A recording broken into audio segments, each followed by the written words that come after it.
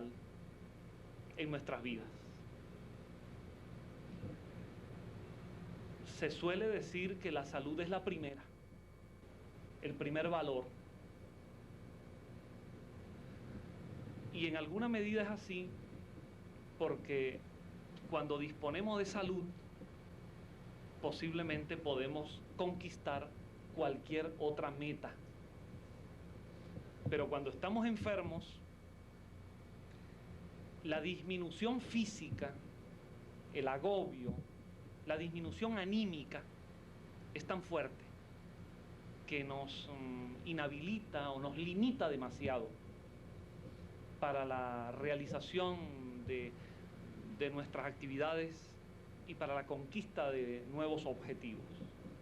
Por eso se suele decir que con salud todo es posible y sin ella las situaciones se dificultan demasiado. Pero esta conciencia del valor de la salud no siempre va acompañada de manera coherente con un comportamiento en las personas en favor de la preservación de la salud. Porque, como todos lo sabemos,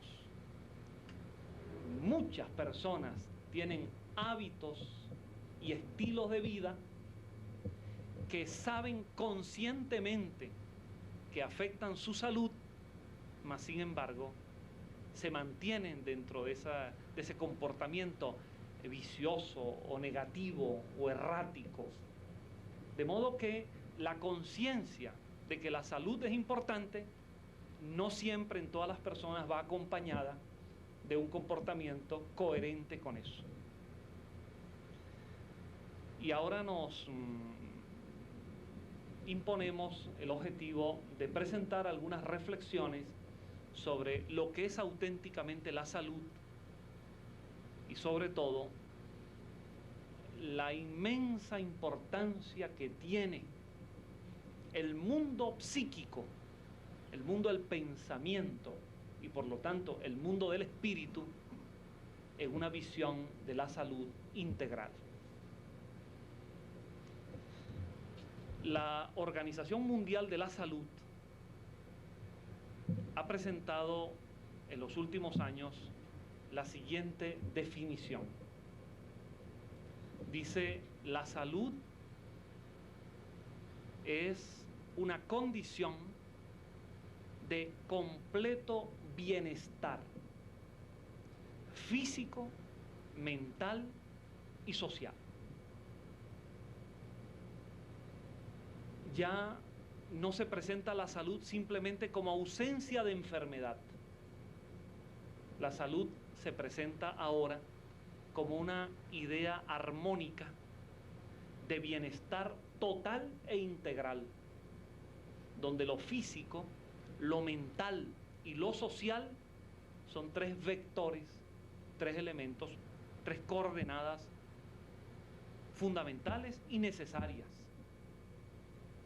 De modo que no hay salud auténtica si solo nos estamos refiriendo al funcionamiento orgánico, prescindiendo de lo mental y podríamos decir de lo espiritual y prescindiendo de lo social.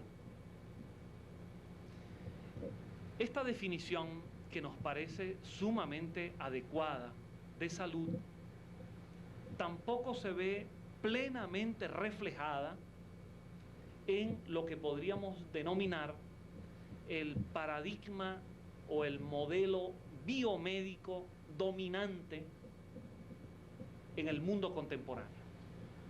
Todavía el modelo que predomina en cuanto a la prevención, atención y preservación de la salud es un modelo que no se armoniza con esa definición global que presenta la Organización Mundial de la Salud. Porque el modelo médico que domina y al cual todos nos debemos sujetar, queramos o no, es un modelo materialista en su visión del mundo y de la salud. Es un modelo mecanicista es un modelo organicista, es un modelo reduccionista. Materialista porque excluye taxativamente cualquier concepto que lo vincule al organismo con la idea del alma, del espíritu o de un principio espiritual independiente del cuerpo. Es un modelo que solo considera la realidad visible, tangible, y que excluye cualquier otra posibilidad diferente. Es un modelo, en consecuencia, organicista, donde se asume a la enfermedad como una alteración que se presenta a nivel de células, a nivel de tejidos, a nivel de órganos o de sistemas, pero no en sentido global. En este modelo biomédico dominante, el concepto de persona, que es una totalidad, que es una visión de sistema, de integración, desaparece para dar paso a un modelo parcial y sobre todo especializado de células, de tejidos o de órganos o de sistemas. La noción de persona desaparece. Lo que existen son órganos afectados, células dañadas, tejidos enfermos, y no la persona enferma. Es un modelo mecanicista porque concibe al ser humano como una máquina. Particularmente el cuerpo es visto como una máquina. Y la enfermedad sería como la avería de una de las partes de la máquina. Y la terapéutica es la reparación de la avería. Es un modelo mecanicista y no un modelo integrador o sistémico. Y es un modelo que, a mi modo de ver, depende de lo que yo he llamado en algún libro los 3 determinismos de la medicina moderna. El determinismo genético, el determinismo farmacológico y el determinismo de la especialización. El determinismo genético, porque la tendencia en los últimos años, a partir de la década de los 40, cuando se realizó ese inmenso descubrimiento tan importante para el conocimiento de la vida, cuando Watson y Crick descubren la estructura, la composición, la cadena helicoidal de los ácidos en el núcleo celular, del ácido desoxirribonucleico y del ácido ribonucleico, el ácido mensajero. Cuando a partir de allí se va avanzando en el conocimiento de las proteínas básicas integradas en esas cadenas, y cuando asignándoles letras a cada una de ellas, a esas bases fundamentales, se va estableciendo un código alfabético. Y cuando en los últimos años, en lo que se ha denominado mundialmente como el proyecto Genoma, cuando se ha venido estudiando como si se tratase de una cartografía, el mapa genético del ser humano, para ir descifrando las claves, con eso se ha logrado un inmenso avance. Y hay extraordinarias posibilidades hacia el futuro, indiscutibles, para la prevención de enfermedades, para la corrección de ellas, para todo el proceso de la aplicación de la ingeniería genética. Pero se ha derivado de manera incorrecta la idea de que los procesos genéticos son de autodirección, que solo obedecen a ellos mismos y por lo tanto cualquier alteración del código, cualquier enfermedad, cualquier deformación, cualquier lesión congénita o constitucional simplemente se debería a un error en el proceso informático, desconociendo que las claves de la genética responden a una dirección superior, que ellas son simplemente el efecto de un pensamiento que las organiza, que las dirige y que las amolda a las condiciones existenciales de la persona, a su actualidad y a su pasado personal y colectivo, como individuo y como especie, y particularmente como espíritu en evolución. De modo que, admirando y valorando, como lo hacemos, los avances de la genética, denunciamos que equivocadamente se le da a la genética casi el valor superior de un nuevo Dios al cual estaríamos sometidos, y que esos errores genéticos simplemente obedecerían a fallas informáticas y no serían el resultado, como lo son, de la información que les es transmitida, que les imprime la dirección psíquica, espiritual del ser, que está siendo parte de ese proceso hereditario. El determinismo farmacológico es la consecuencia de una tendencia comenzada en el siglo XIX y que se multiplicó a extremos infinitos hasta nuestros días.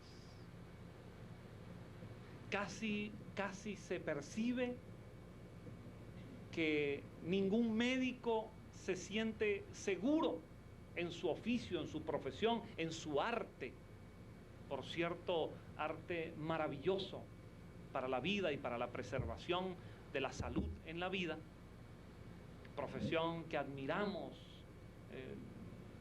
en toda su dignidad, su nobleza y su valor, pero casi percibimos que un médico no se siente seguro en el ejercicio de su profesión si no dispone al lado de ese enorme y variado arsenal farmacéutico para prescribir, administrar, suministrar y hacer el seguimiento a las dosis de pastillas y medicamentos con los cuales se pretende resolverlo todo. Una medicina basada en la farmacia, en lugar de tener a la farmacia como un elemento adicional.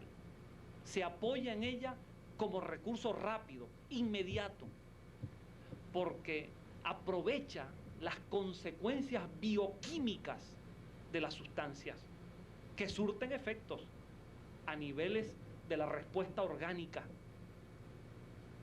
desconociendo los daños de la habituación, desconociendo los daños que significa el que ese ser humano está siendo atendido parcialmente, localizadamente, y no en la visión global, en la visión sistémica, en la visión holística.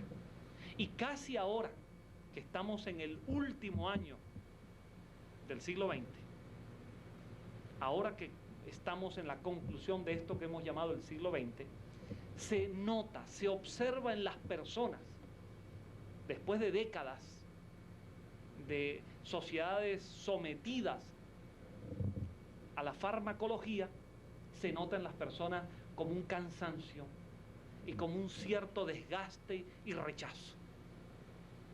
Muchísimas personas casi que le imploran al médico: doctor, pero no me suministre más medicamentos, no me prescriba más pastillas.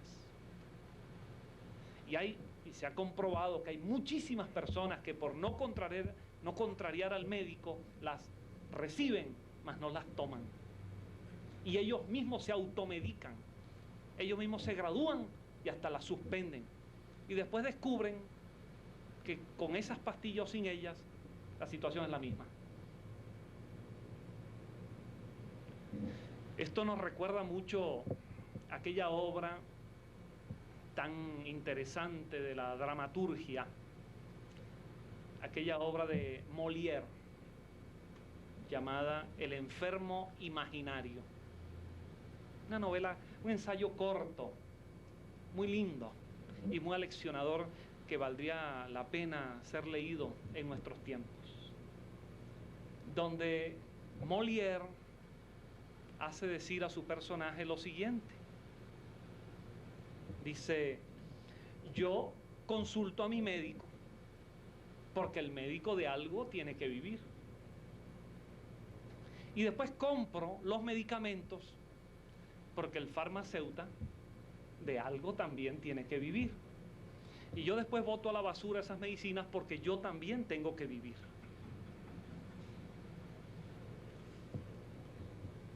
Esto fue dicho hace más de 300 años.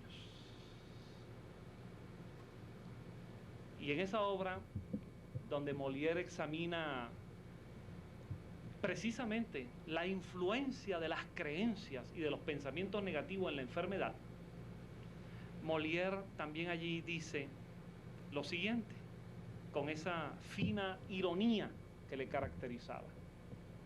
Dice: mi médico y yo tenemos una relación maravillosa. Los dos estamos sumamente saludables. Yo no tomo sus medicinas y él no lee mis libros. Estamos perfectamente saludables ambos. Esta crítica al modelo farmacológico se ha venido acentuando en nuestros días y se ha venido observando que sin querer, sin esa intención, se ha venido habituando a las personas a depender dramáticamente de las medicaciones. Si nosotros revisamos las carteras o los bolsos, en este caso de las damas, que son los que cargan con ellos, o en las botiquines de farmacia en nuestras casas, vamos a encontrar que las personas tienen la pastilla por si acaso les duele la cabeza, pero a la vez la siguiente pastilla porque al tomar la que les va a quitar el dolor de cabeza, esa le va a afectar el estómago. Y luego la otra para evitar que esas dos le dé una alergia. Y así un encadenamiento de indicaciones y contraindicaciones, porque simplemente se están atendiendo efectos, síntomas, aspectos parciales, y no se está examinando la globalidad. Si nos duele la cabeza, en lugar de acudir al expediente rápido, fácil, cómodo, estrictamente bioquímico, de aligerar la presión sanguínea para que se suspenda el dolor, podríamos alguna vez sentarnos a pensar y a reflexionar. ¿Por qué me está doliendo la cabeza? ¿Por qué mi organismo, que es un maravilloso sistema autorregulado, que tiene capacidad homeostática para autoequilibrarse, por qué mi organismo está dando esa respuesta? ¿En qué estoy atentando contra él? ¿En qué estoy lastimando al organismo? ¿Dónde está la falla en mi comportamiento o en mi estilo de vida?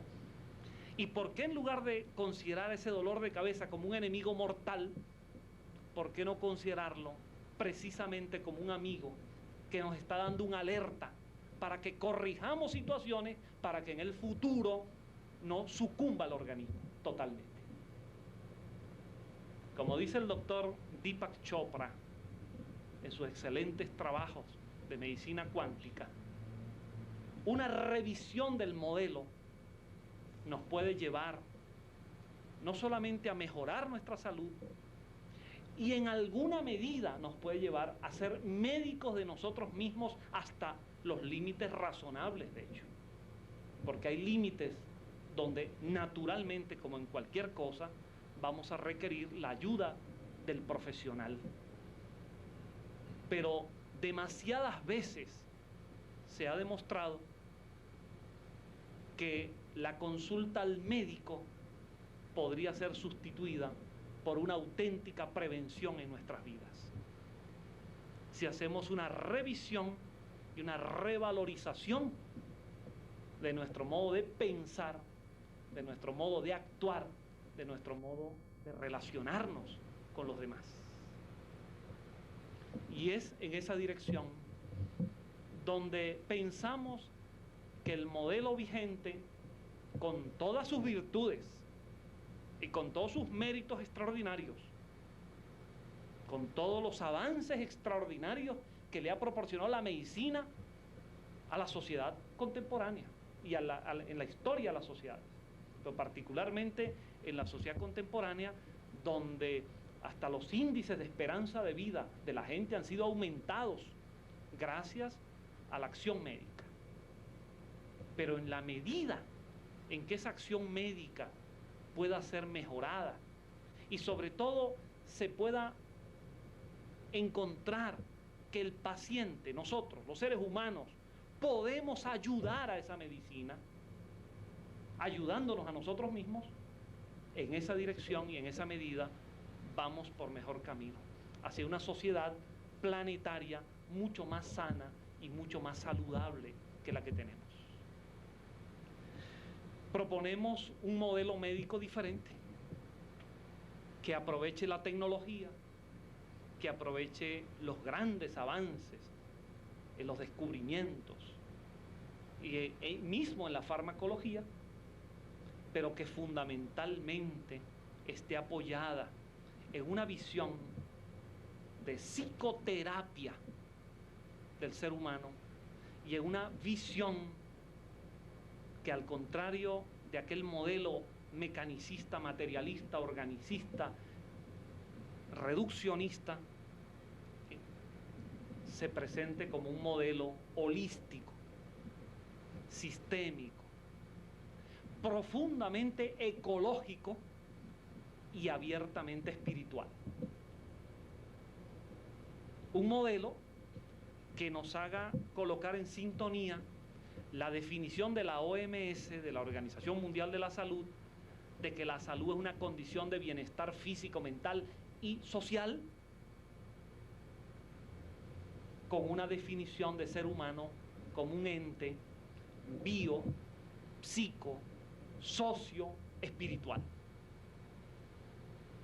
Al ser humano como una criatura biológica, cuando está encarnada, psicológica, tiene sus procesos mentales, social, porque se relaciona con los demás, y espiritual, porque es un ser integral que viene de todo un proceso inmenso, cósmico, de evolución, hasta su individualización y desarrollo actual.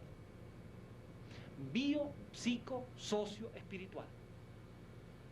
Un ser humano visto en esa tetradimensionalidad muy posiblemente puede ser atendido de una manera mucho más eficiente que como un simple organismo, como una máquina cuyas piezas se dañan y tienen que ser reparadas.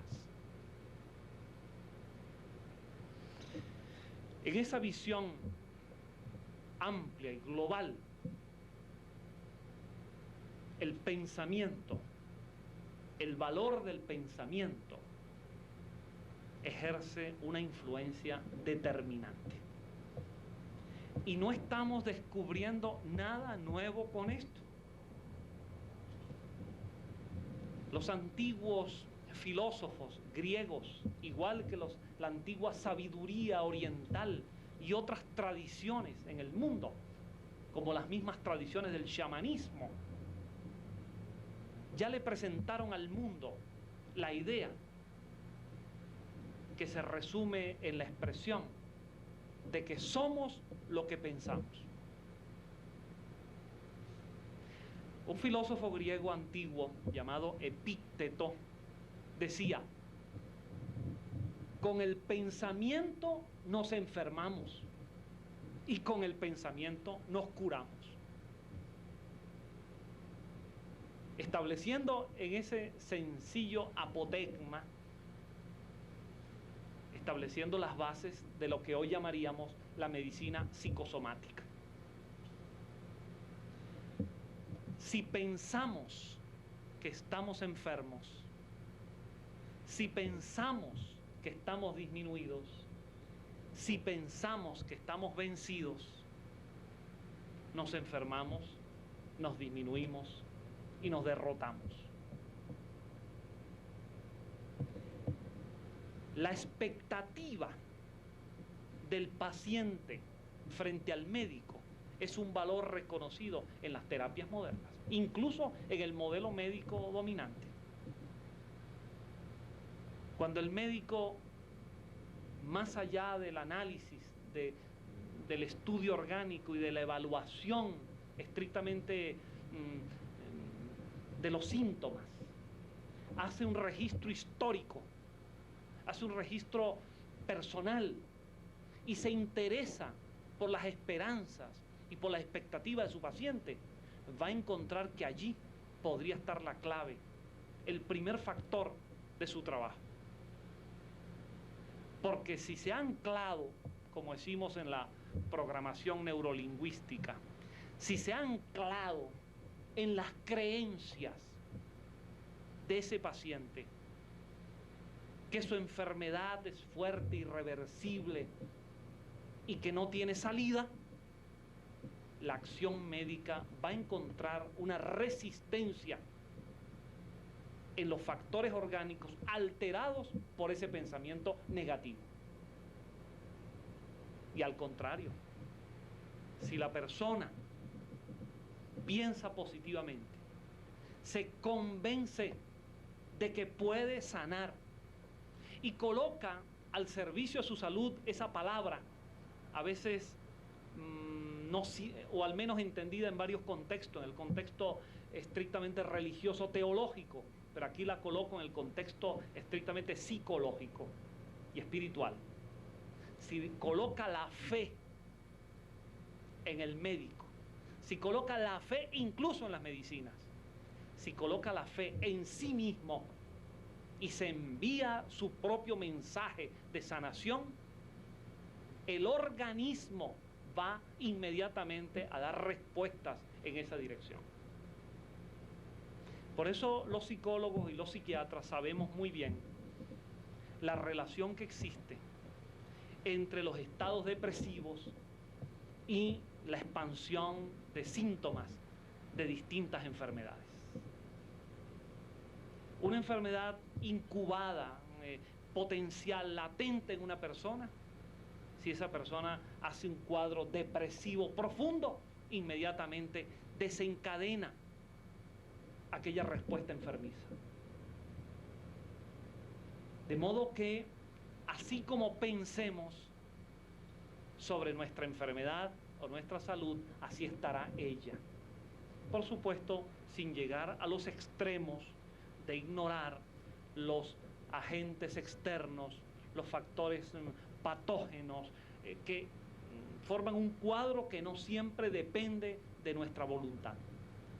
Pero siempre, en todo caso, aún ante una lesión externa y aún ante una infección microbiana, la actitud ante la vida, el pensamiento que tengamos va a acelerar, va a retardar ese proceso traumático o infeccioso.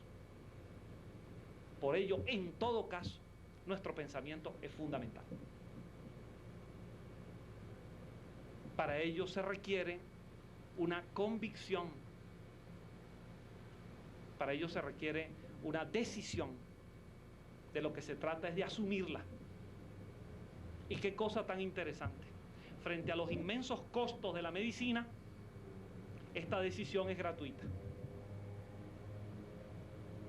Esta disposición del espíritu humano no cuesta nada.